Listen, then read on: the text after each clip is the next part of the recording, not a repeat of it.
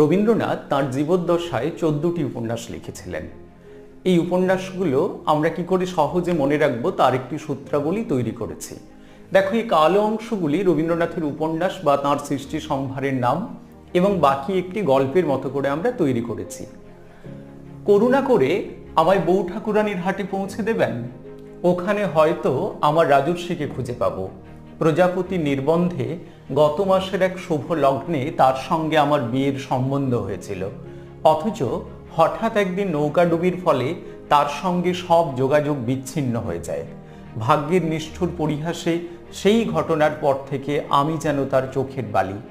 তবু সব ভুল বোঝাবুঝি ঘোচাতে দুই বোন ও গোরাকে সঙ্গে নিয়ে ঘরে বাইরে তাকে অনেক খুঁজেছি, পাইনি। তাই জীবনের চতুরঙ্গে ক্লান্ত হয়ে 4 অধ্যায় পেরিয়ে এসে মালঞ্চে বসে লিখছি শেষের কবিতা। নমস্কার।